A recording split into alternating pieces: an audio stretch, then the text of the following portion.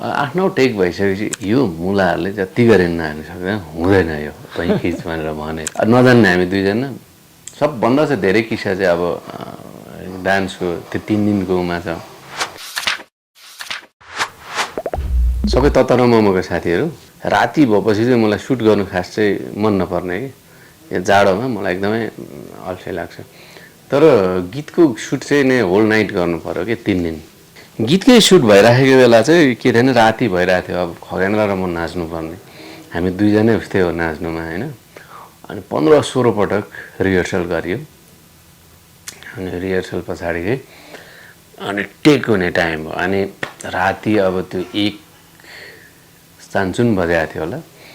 अनि माथि टपमा चाहिँ यसरी क्रेन झर्नुपर्ने। अनि कसो थियो, अनि राज सिंह दाई चाहिँ माथि क्रेनमा हुनुहुन्थ्यो। अनि 15-16 पटक अभ्यास भयो, 1 2 3 4 खगेन्द्र र म यसरी नाचिरहन्थ्यौँ। अनि 6-7 टेक त्यो टेक पनि भयो। अब त्यो कसो संयोगले एक मिल्नु पर्ने नि त, त्यो मिलिरहेको छैन, दुईजनाको सिङ्क नै भइरहेको छैन। एकजनाको हात मिल्छ, खुट्टा मिल्दैन कि।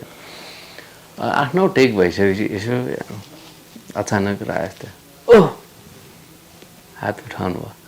अनि बिर्स्यो कसलाई त्यहाँ सर भन्नुभयो त्यो क्रेनमा, भनेको उहाँको असिस्टेन्टलाई। अनि हेऱ्यौँ। अनि त्यहाँदेखि खगेन्द्र र मैले भने ए खगेन्द्र हेर यो मुलाहरूले जति गरे पनि नहाल्नु सक्दैन, हुँदैन यो तै खिच भनेर भने त्यहाँ बुढाले भने। अनि त्यहाँदेखि खिच्नु उहाँ चढेँ। अनि भयो 3-4 बजे खिच्यौँ। अनि पास भएपछि मैले राज दाइ के अघि तपाईँ मुखै छाड्नु भएको हामीलाई यसरी चढेर भने होइन म जाडो भएर झरेको भन्नुहुन्थ्यो कि। हाम्रो त हरेक टाइम त्यो जोकमै जाने। अब त्यो नाच्नु नजानेपछि के गर्नु त।